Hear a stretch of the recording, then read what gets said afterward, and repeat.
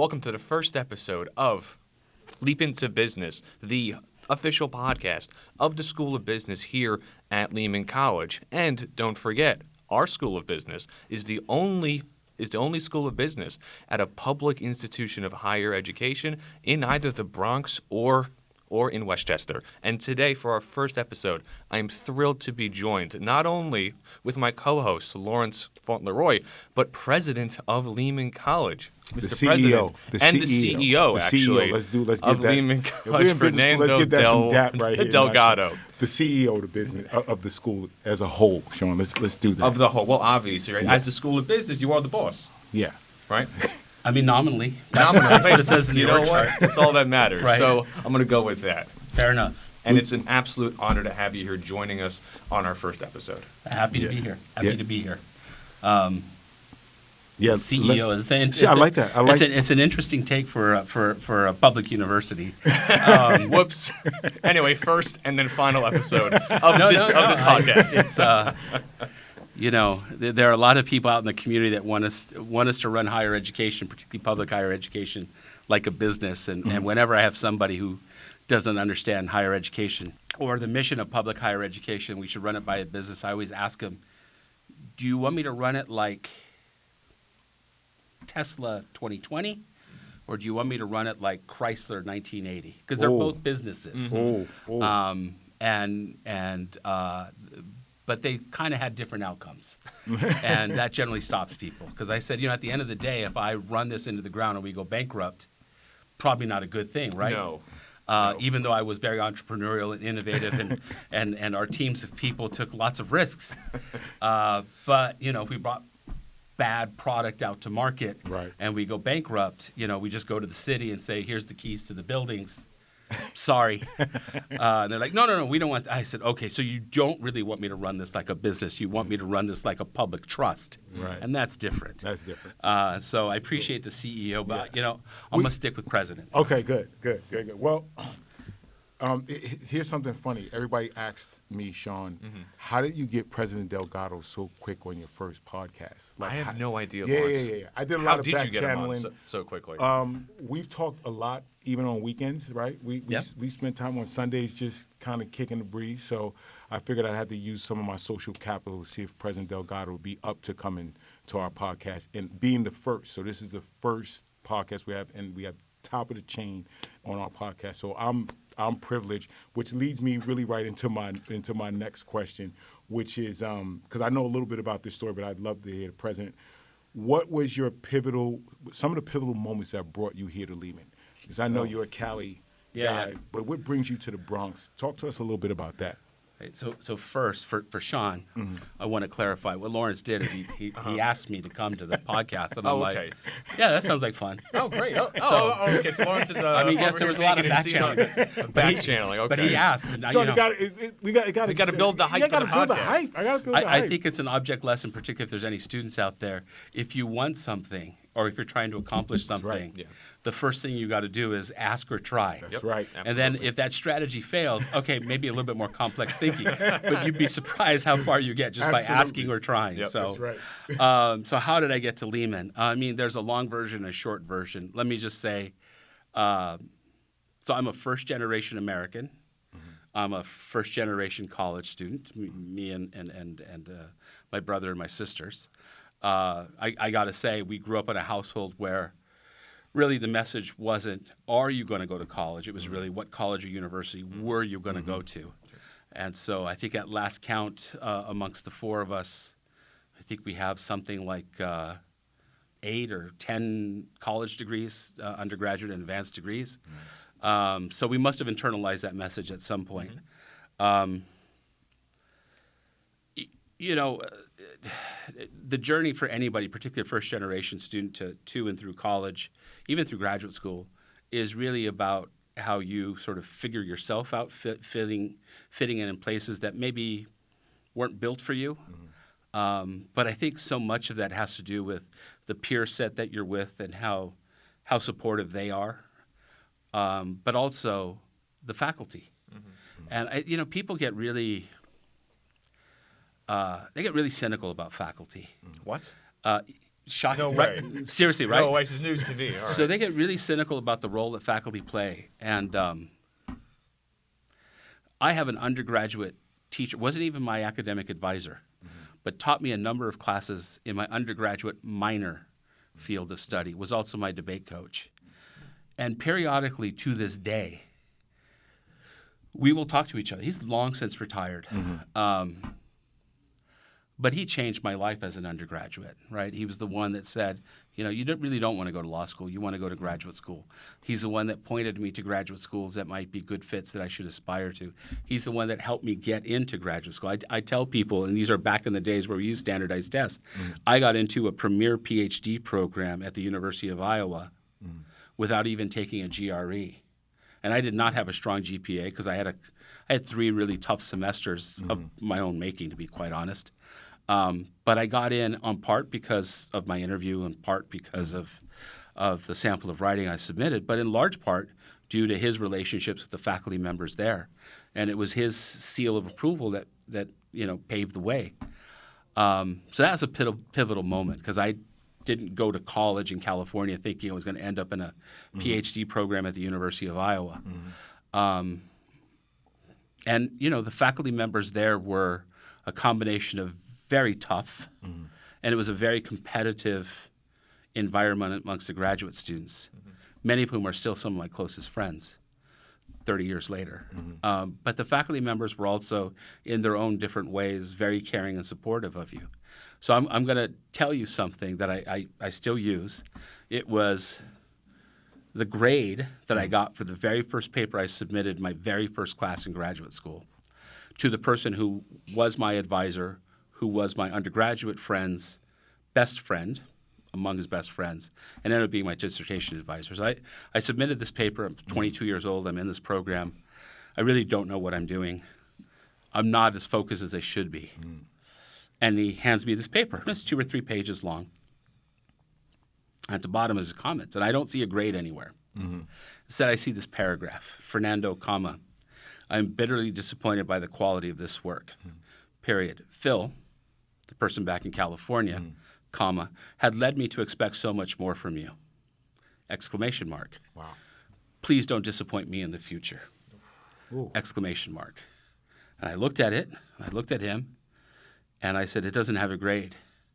And he said, because you're not done with it. Go finish it this weekend. And I sat there, stood there, you know, clearly having disappointed somebody who was a titan in our field, somebody that was sold to me as the reason why I should be there. And I, like, right at 3 weeks into my PhD program, clearly I've disappointed him. And that was a tough, long weekend where my fellow grad students sort of hunkered around me and helped me navigate that. But it was also transformative because it forced me then to go talk to him. And he explained to me why he had standards for me, and he explained what his expectations were, and he pointed me to places where I could get support if I didn't understand something. And he told me, you have to own your own success. We're here to help you. We're here to shape you. We're here to push you. Hopefully we're not here to serve as a barricade, but you have to own your own success. So own it. And that was my first sort of transformative moment, I think. And then, you know, years later, I had another mentor. I was already, you know, tenured. I'd moved 3 times.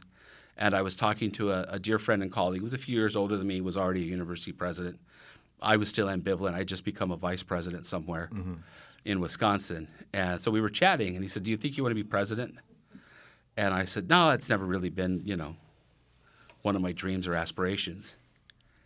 And he said, so why do you think all these institutions have invested in you?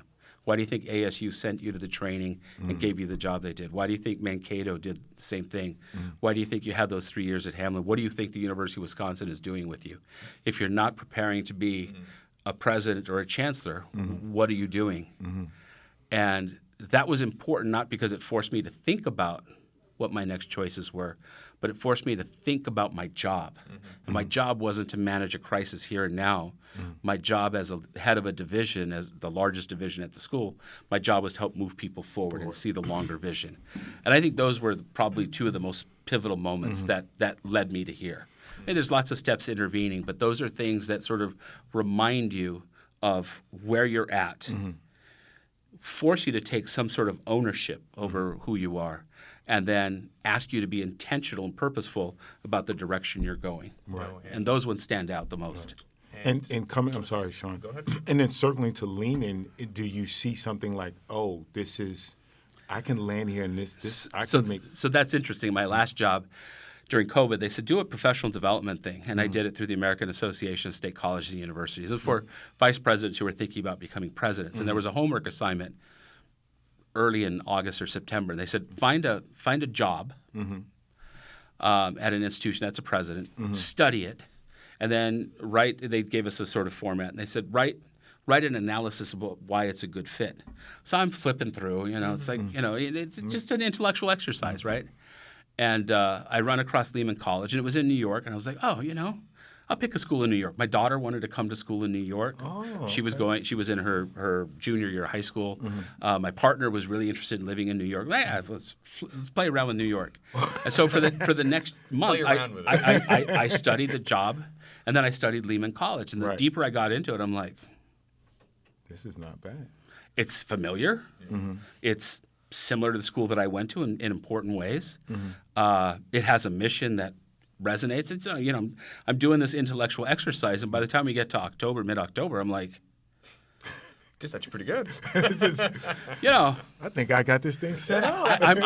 It might really be a good fit. So I sit down with my kids and have a chat with my ex-wife, and then I chat with my current partner. And I said, well, things aren't really settled here in Minnesota, and I'm not sure where things are going to go. There's a lot of reorganization, but there's this job in New York. What do you think? And everybody's like, yeah, give it a shot. So I threw in the application during COVID, and 3 or 4 weeks later, I got this call from the central office saying, we would like to have you on a Zoom call. Right. Would you like to participate? Sure, okay.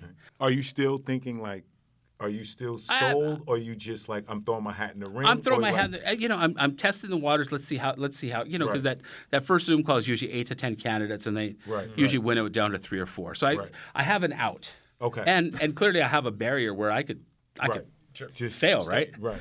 And so we did it, and they're like, yeah, that's great. A week or two later, I get a call like, do you have 2 days available in December to actually do the full-blown interview? We're going to do it via Zoom. And I'm like, now it got real. This is all right. Family, huddle up. I'm not going to talk about this. I'm not going to waste their time unless you're all really serious, right? If you're really serious about possibly relocating to New York, then what are your kids saying at this point? Are they like, because New York is a place you want to come to? So when you're young, you're like, I want to go there. So the older one, she was completely sold on it. I got to be honest. The younger one was not well sold on it. Right. So the older one was like, friends and all. I'll see you guys later. I'm going.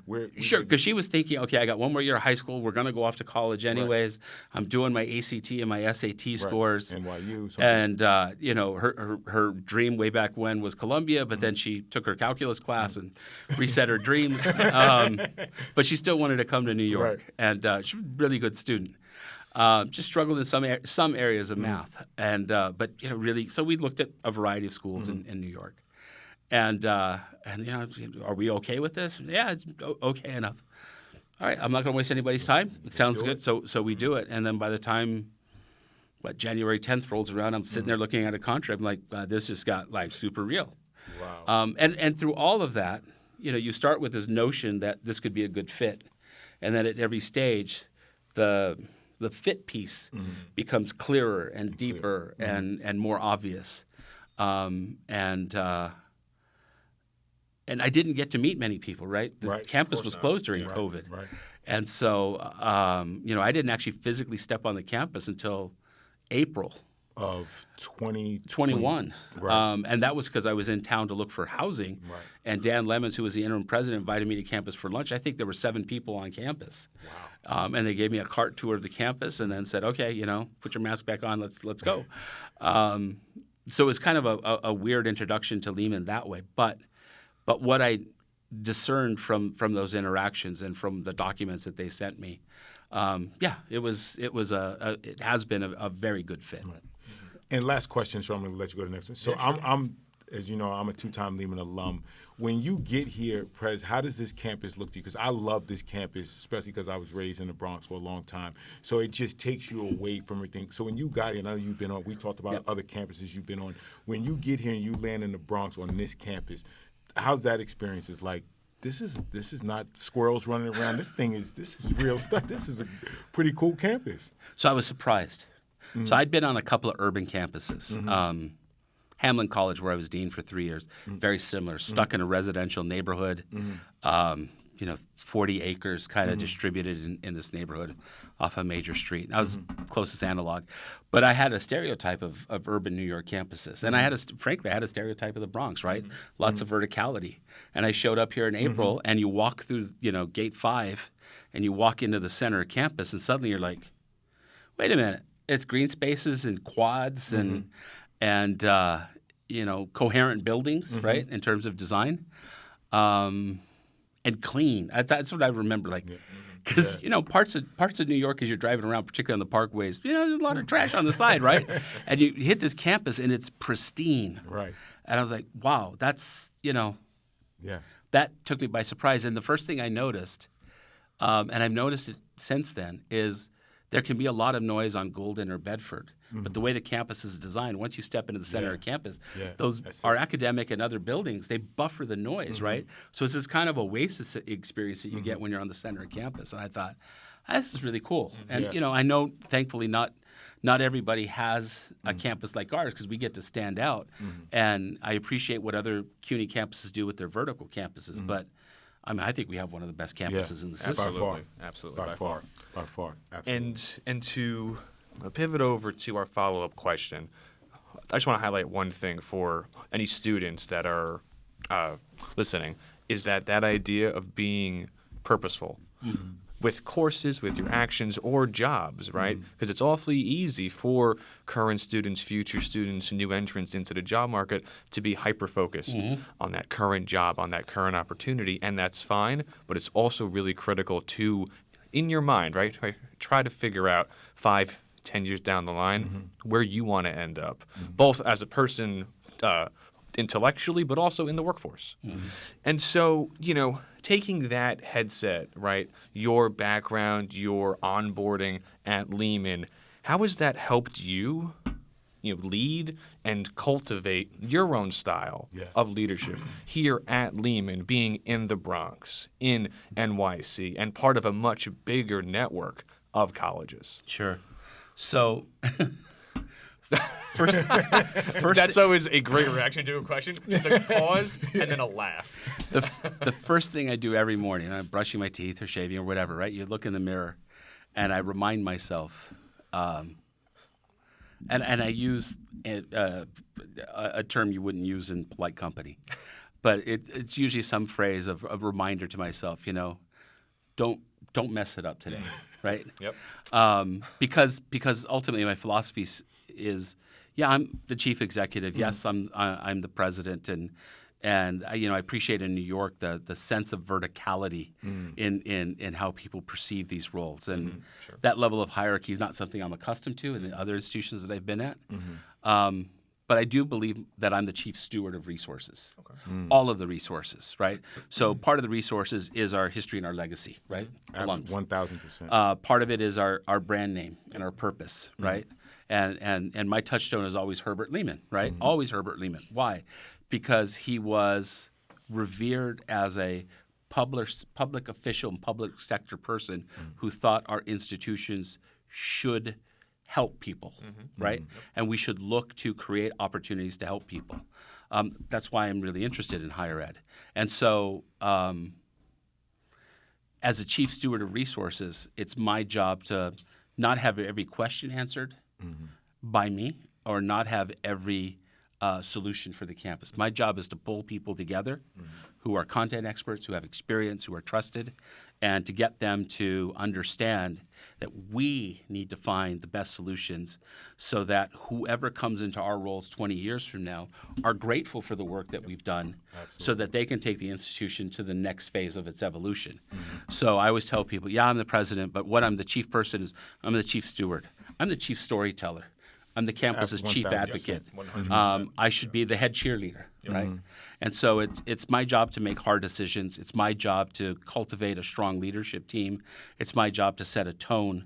But it's also my job when I'm off campus, and I'm off campus a lot, is to remind people of why Lehman is exceptional. So I'll tell a joke, right? So we had a fellow president in CUNY who used to refer to their campus as the jewel in the crown.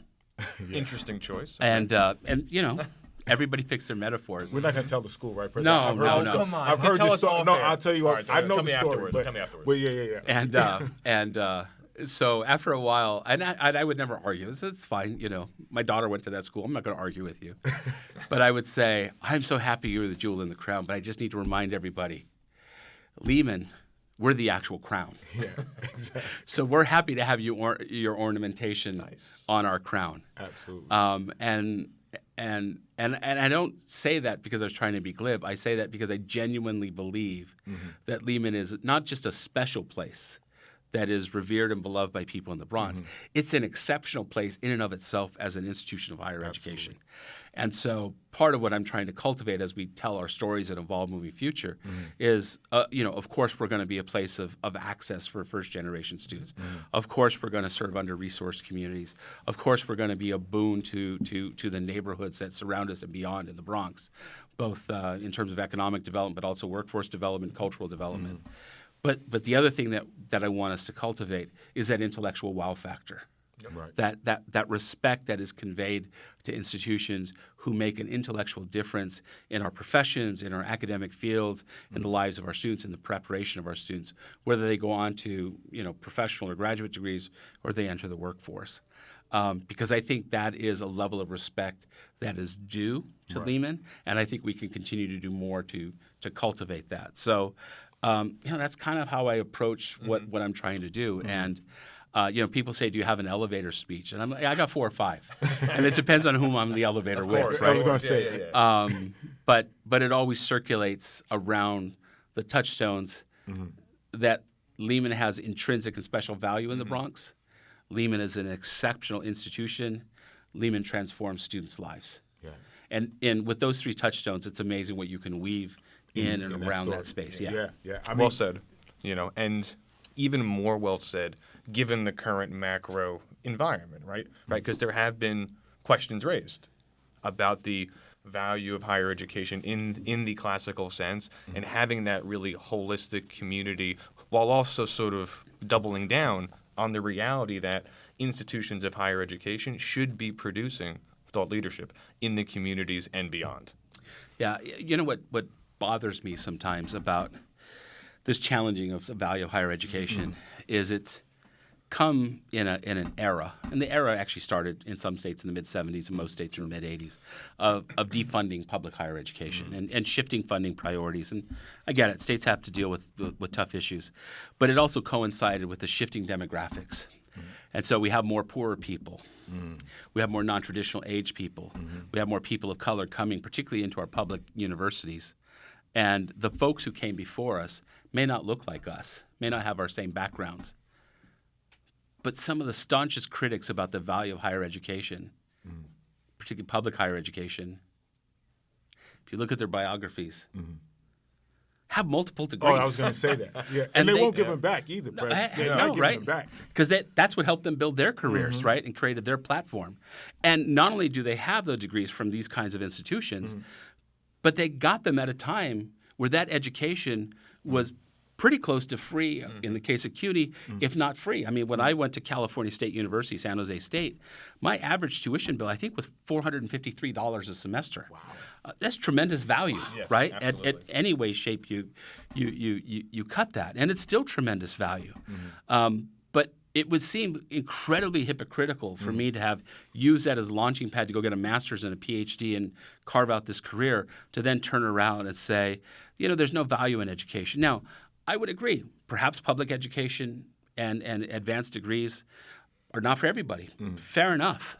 I don't think the only reason why you go to college is to get a job. Absolutely. And I don't think that's the only value to society. But the flip side of it is,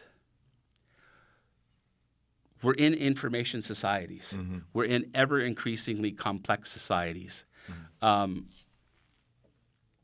wouldn't you want somebody? Why wouldn't you want to fund this? Yeah. And I have people that tell me, well, I can go work in the trades and make $50 an hour or more. And I completely agree with you. And if that's your path, do it. The flip side is, I'd like to talk to you 20 or 30 years from now, and I'd like to ask you, how happy are you? Physically, how healthy are you? Yeah. What's your life expectancy? What's your quality of life? I'm not saying the quality of life for a university president or a faculty member is perfect, but it's pretty good. It's all right. Yeah, And I'm not worried about whether or not my job is going to lead to cancer because of chemical exposure, or if I'm one industrial accident away from being forever on disability. And so, it's not to chide those places, but let's not demonize one pot of potential success by overly creating a heroic vision of this other pot, right? There are pros and cons everywhere. Historically, and to this day, the pros of getting an undergraduate and or advanced degree surely outweigh the cons. Continue to outweigh. Right? Absolutely. Which leads me into my next question, just about what we're doing here is to raise the visibility of the business school. Thank you, Sean. I appreciate School it. business? Appreciate it. Those mugs are not on sale yet, but they will be. Yeah, they're going to be soon, start right, raising Lawrence? some money around here. Yes. But to raise the visibility of business school, and President, talk to us about, you come here and we're just opening up this new business school, right? Is there a thought process of like, wow, you guys are starting from ground zero, you got to level up? Our competition are all the private schools, Manhattan, Fordham, Marist, all these other schools that surround us. Is there any thought process you're thinking about how we kind of raise our visibility? We know that we're strengthening the community. Is there anything to your thought process about how do we make this school stand out? So look, any business school is going to have the same basic set of undergraduate programs, right? Depending on where you put economics, because sometimes they're not in schools of business, you're going to have econ, you're going to have finance, you're going to have accounting, probably marketing, management. Which we have. You may split some things off. You may have a separate HR concentration. You may have a business law or international business concentration area. But generally, accounting, finance, econ, marketing, management, that constructs it.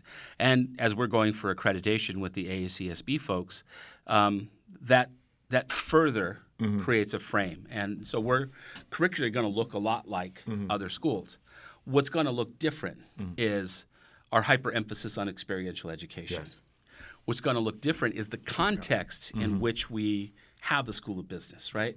So we have the School of Business, as Sean put, in a very unique role at an institution that prides itself on public service and community engagement, which means we see what we do as benefiting broadly, not just our students, but the places that they come from in the Bronx and in Westchester. And we have, obviously, for lots of reasons, have to pay particular attention to the Bronx. And so the fact that we can have a School of Business that is hyper-focused on in the classroom and out-of-classroom experiences that prepare our students for success and high-level success, and at the same time do so in a process that might include what our faculty do research on, what some of the assignments in the classes are, what some of the sort of co-curricular experiences could be, working to benefit small, middle, family, large-sized businesses and business development in the Bronx. That's huge, right? That's part of that social contract with the borough. And so I think that's what's unique. Yeah, 60% of our alums still live here. Right. And so this is part of, being part of this community and Lehman being such a strong part of the community. So, Lawrence, that phrase that you use reminds me of a legislator who took me out for a drink shortly after I arrived. And we were talking, he said, I want to get to know you. And He's a Lehman alum, as so many people are. And he said, you need to understand, Lehman is special. And I'm like, yeah, okay, no, I got that. Sure. And he said, no, Lehman is of, by, and for the people of the Bronx. 1,000%. And don't forget that. And the fact that he got more serious and sterner as he went through that sentence. I think I know who that was, but it's 3 years. It stuck with me, right? Yeah. And that contract, that social compact, that's important. Yeah. And I think that gives a flavor that, with all due respect to some of the other schools, particularly the private schools. I mean, I look at our largest, neighbor, Fordham. It's a wonderful school, but its focus, logically, is to be a national university and probably still to this day position itself as perhaps the premier Jesuit university in the country. Yeah, absolutely. Yeah. And that's a lofty goal. I mean, it puts us in a place where Fordham is competing against schools like Georgetown and Santa Clara University and Loyola Marymount and other really fine institutions. And so it's located in the Bronx, and I'm sure it does many fine things in the Bronx, but that's different than what that legislator told me. Absolutely. Right? And that's what I think gives us this sort of unique space to occupy in New York City. Yeah. And also, Lawrence, some of the programs offered at the School of Business are probably quite a bit different from other offerings at perhaps other institutions, even honing in on the upskilling courses. Yeah. I mean, we do upskilling courses to introduce you, and Sean runs some of those upskilling courses, cryptocurrency, blockchain, just to introduce you into different industries. Sure. And we give a credit for the course. We got the community in. It was our hypothesis maybe 2 or 3 years ago. Let's put the community in the classroom, in the same classroom. Let the community kind of see what is happening on campus, and let the campus and let the community see, like, this is the new workforce, and let the campus see this is what's happening outside where you have all these mom and pop shops.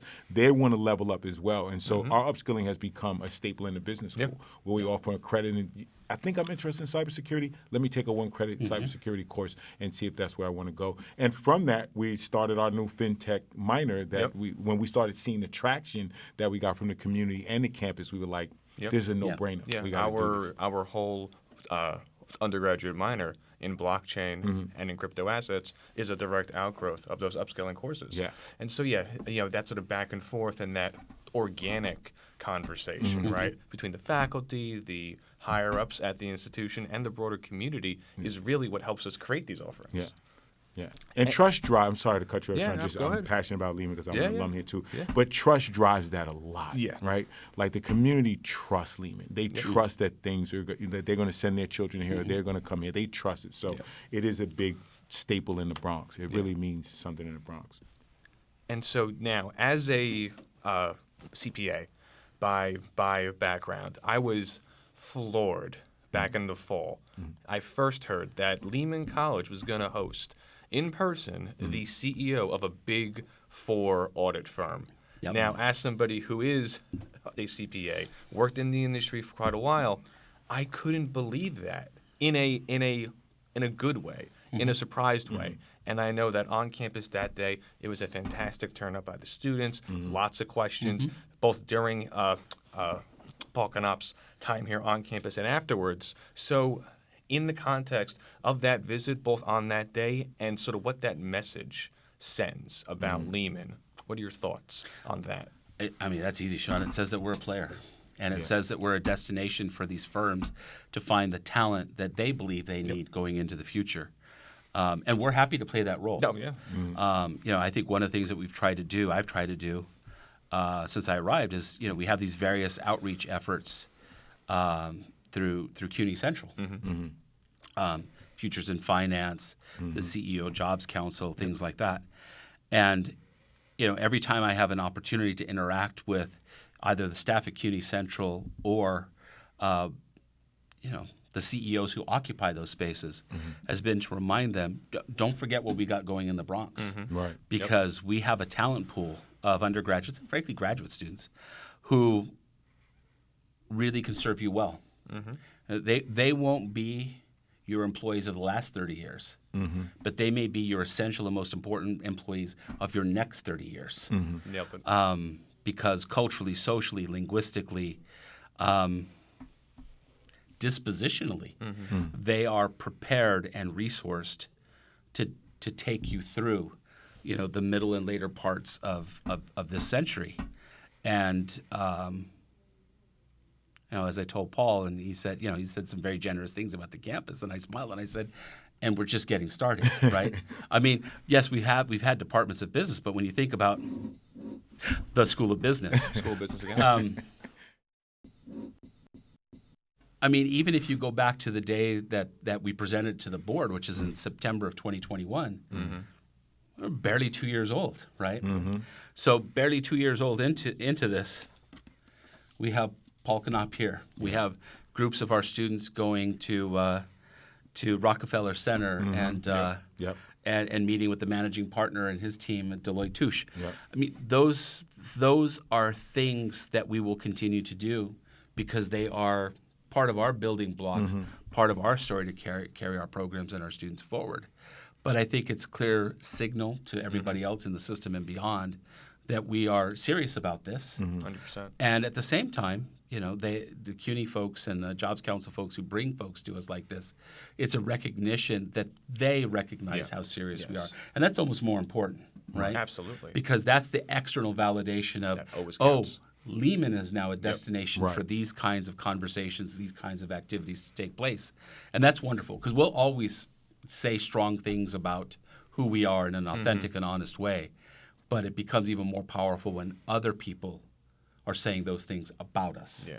Because that means the message has taken hold. Absolutely. And the reality behind that message is understood and respected. So And big day Anna for us. Lawrence and I often joke. Actually, it's me usually. He's saying that as the only school of business at a public institution in the Bronx or Westchester, all of us have to act like it. Too. Yeah. Yeah. I mean, it's interesting because when we had the KPMG CEO here, I knew that he was obviously in good hands with you. And I know this for a couple of stories you've told me before. But this is important that students don't know. I know, and I'm not going to dive into the whole thing, but in the New York, the CEO Jobs Council, I know you've been to some big dinners before, right? And you did something you and I were talking about where you sent somebody a note and said, thank you for X, Y, and Z. I don't think everybody did that. Can you tell us the power of communication and making sure you keep these relationships open? Because I'm sure Paul got a personal note from you because that's your style, but that's also should be everybody's style, right? If they meet somebody and they've made a profound impact on them, you should just send something. Talk to me about why that was so important as the president. With your title, maybe the notes come your way, but you almost feel it has to be kind of bi-directional. So I learned very early on in graduate school from a couple of old hand professors, one in my home department, communication studies, one, oddly enough, in anthropology. I had to take a number of anthropology courses for a minor field. And there was this one faculty member she was a little bit crazy, but in a good way. And we were talking one time about jobs and things. And she just uttered a phrase and then smiled and then walked away, which was a weird reaction to the 12 PhD students who were sitting there. Because she heard us conversing about jobs and the different markets for our different fields. And she just sort of leaned into our semicircle and said, networking is the thing. And then she smiled, and she literally just turned around, pivoted, and walked away. And I was like, huh. Yeah. Okay. 30 years later, the truth of that statement, Yeah. and I'll even call out that professor. I don't know if she's still alive, Marjorie Wolf, well-known professor of anthropology. It still rings true. And so, but a lot of times when you're networking, there's sometimes, and sometimes it's not even by design, but there are times where it's a transactional interaction. Right. Yep. And I try to find ways to really honestly, earnestly, authentically, whatever your adverb is, connect with people. Yep. And I listen intently to what people say. Lawrence will know this. Lots of people know me for talking, right? No. Are you But serious? or doing speeches, and that's fine. I do a lot of that. But I tell people, if you ever watch me listen, you'd be surprised how intense I am when I'm listening, because I'm not just hearing your words. I'm watching you tell the words. I'm trying to figure out, do these words matter to you? Is this part of a script? Are you really invested in what you're saying? Are you inviting a response? And oftentimes, and it's not everybody, and sometimes you get it wrong, but oftentimes they'll tell you what they need back from you, what they're expecting from you, and my approach to that is you need to respond to them at the same level. So if they're addressing you in a respectful way, but they're being authentic about who they are, where they come from, what their needs are, what their aspirations are for the relationship or what they're doing, then you need to meet them in that plane. And it's funny because when you do connect at that level, that connection moves you from 1 to 3 to 5 very quickly, right? Quickly. Because people resonate with that level of authenticity and that level of reciprocity. And so we've had pretty good luck doing that, right? Because I don't know that everybody expects that. But I think that's what it is. And so I genuinely want to hear from them. And I genuinely want to learn from them. So if I meet with a group of CEOs and I say, look, we're building the School of Business, it'd be great to have your input. When I show up, I'm going to show up with a blank piece of paper and a couple of pens because I'm going to take notes. Right? Now, we may not be able to bake everything into the curriculum, but we may be able to bake some things into the curriculum. At the same time, we may not be able to bake everything into the co-curricular parts, but we might be able to bake in some really important pieces and go back to them and said, this is how we listen to you, and right now this is as far as we could get it. We're going to assess how we go, but I still have all your notes, right? And I would invite you to be part of our journey so you can continually give us feedback and help us if we're right or wrong. I don't necessarily know if they're all approached in that way, but that's how I approach them. Well, is that because in New York, and I'm a New Yorker, but could be more vertical? And I know you've talked about having this kind of horizontal type, flat kind of leadership, and maybe we feel like, we can't pull out notes because we're already here already. We shouldn't be pulling out. When you come to the table, it's like, no, I'm pulling out notes. I'm going to take because this means something to what I'm going to do. Is that your approach to it? But partially, but every relationship, whether it's we're building international partnerships or I'm developing relationships with elected officials or alums or potential donors or corporate partners.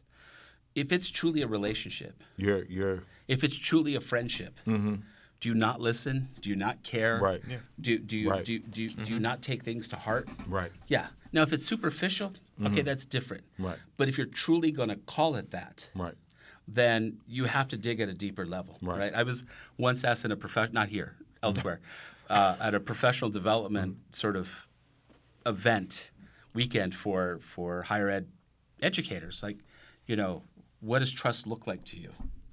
And everybody had their answers, and they were the kind of answers you would expect from administrators. Sure. I have a different personal experience, and I said, "Would you take a bullet for me? Would you save my life?" And everybody was like, "Wow!" And they were thinking I was saying metaphorically, and I said, "No, because the most important, treasured, trusting relationships I have are with people. In one case, my brother, of folks who have done that for me, who have literally taken a bullet for me, who have literally saved my life. And I trust them 100%. I don't agree with them 100%, but I trust them 100%. I said, that's my standard. Wow. And so that's a standard I don't expect anybody to achieve at work. Right. Sure. But it's a standard that I try to aspire for other people, right? Wow. And so, when we have those conversations, I think sometimes we use terms that we would use in significant relationships, family relationships, friendships, marriage relationships. We sort of use them in the workplace, but we actually don't mean them in that same way. And so if I go there with you, I want you to know that this is what it means something, right? And even if I'm not here, right? And you're still working with Lehman and you call me, it will still mean something to me. Can we make sure we get that on the podcast? That even if I'm still here and the prez has moved on to bigger and better things, I can still call him to make sure. Absolutely. Yeah. Just want to make sure I got Text that. him too, right? Of course, of course. I mean, so those relationships should be meaningful, right? And we have lots of superficial ways, Facebook and social media, to stay in contact. But beyond that, you can still leverage those platforms, which can maintain things at a superficial level, but you can still use those mediums if you choose to go deeper and deeper. I saw a Facebook post this weekend from a former student of mine from way back when. And we've been Facebook friends for 20 years. And I've seen him go through a lot. And he posted, and I'm just kind of scanning as you do. And he posted this most amazing 3-paragraph statement of, I've got cancer and it's terminal. And I don't know how long I have. And it sucks. But I'm going to do the best that I can with what I have left. I'm going to try to stay connected on this platform. Wow. And I have a response for him. I haven't sent it yet. Right. Because I'm not sure it's the right response yet. Because I need to meet him at a level, at an emotional level, that is even more serious than our historic relationship is. Right. But I feel like I need to meet him in that place because he asked his Facebook friends to see what place he is in. And I mean, that's a level of seriousness, right? And not every relationship is there. But if you're going to call here's my friend. Right. What does that mean? I have a real clear definition of what my friends are, right? Yeah. And I have 5 friends, 4 of whom I've known since I was 11 years old. And we communicate via phone or Zoom or text message every day. Those friends, Sean, are the friends that he was learning French with that we were talking Absolutely. about. That we were talking about earlier. Learning French with? Yeah. I'm sorry. I'm sorry, Sean. Me and Steve were talking to the press about his close friends, and they were learning French in the 4th and 5th and 6th grade or whatever. And so those are those friends. Those are those friends. And so that means a lot. So friendship means a lot. Yeah. Talk to me about, and I'm just bleeding to the next question, but really talk to me about what is that? So you come to college. Is this where you can make some of your best friends at? Is this Sure. What do you tell a student on top of coming to Lehman College? But there's more than a liberal education here. Talk to me about what they should go out after post college. What does that look like? So one of the things that I think students, particularly of this generation, lose sight of, and I say this generation because I got a 20-year-old at home who's a sophomore, right? Is they don't have fun anymore. I mean, I was a good student. I should have been a better student, but I was a good student, and I was engaged in a lot of stuff. But I worked nearly full time when I was an undergraduate, not because school was expensive, but I had expensive co-curricular, events that I participated in. So All right, we're going to leave that there then. we'll leave that there. Let's just say there were a lot of road trips when I was in college, and so I have a lot of wonderful memories, fun memories, embarrassing memories. Thank God there was no social media or phones with on cameras, but lots of good memories and lots of fun. The other thing I took both from parts of my undergraduate and certainly my graduate is you got to own this if you're a student. If you got a professor, I remember telling the student in Minnesota one time, if I'm talking to you in the middle of semester in October, and I'm asking you why you're here, and you tell me, it's the school I could get into, and my mom and dad wanted me to go to college, and my dad wanted me to major in psychology, so I majored in psychology. Okay. But if in all your answers you don't tell me why you're here, then I'm going to worry about you. Because all of those wishes aren't going to help you on a Wednesday night when it's minus 20 and you got to walk 400 yards to the dining commons to get sustenance so you can come back and pull an all-nighter to study for a midterm in a class that's not in your major, but you have to take as a foundational class. You better have a reason for being there. Right. So if you're a staff person, if you're an administrator, if you're a faculty member, our job is to challenge a student, support a student, stimulate a student, mentor a student, guide a student.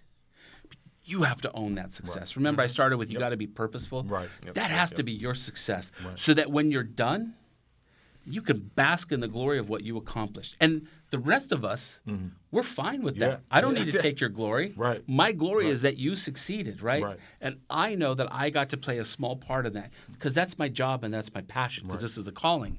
And so I think sometimes students forget that. This is not a transactional experience. This is truly a transformative experience, right? I mean, do you think, Prez, that sometimes there's a sense of urgency because of financial reasons and everything, and then it's like, okay, I'm laser focused on this, but I think you can do both those things at the same time, right? Absolutely. I joke with my daughter and her friends because I ask them how much do they sleep? And generally, they're sleeping 8 to 10 hours, and I chuckle.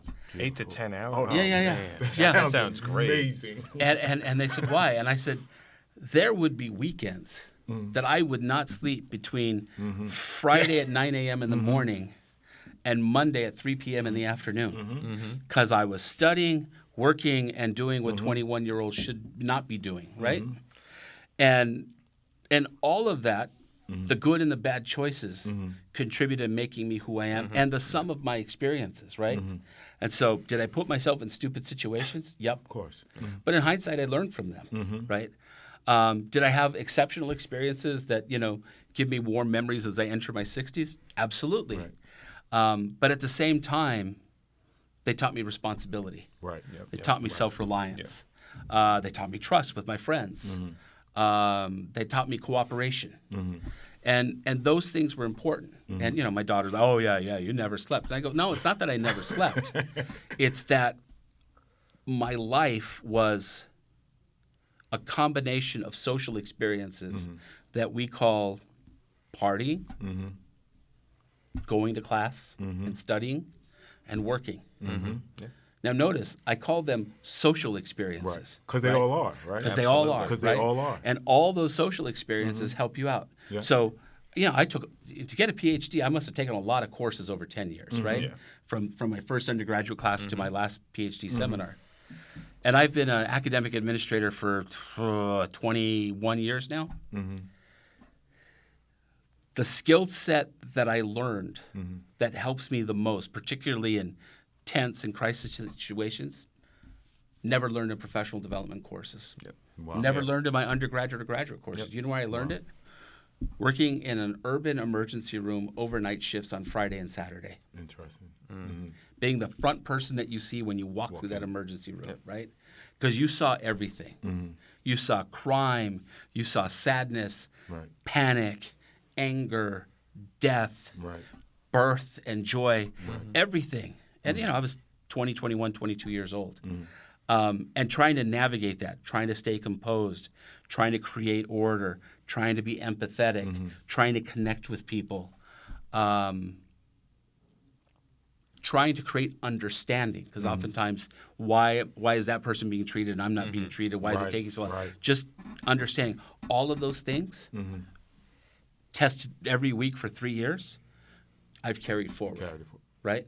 And so if you truly own your learning, what you do is you pay attention. Right? So you're trying to go as fast as you can. I did my undergraduate degree in 4 years. I worked 36 hours a week. I took 15 to 18 credits a semester. On top of that, I worked more in the summer because I was in an internship program for 2 years with AT&T. I get it, right? But are you intentional?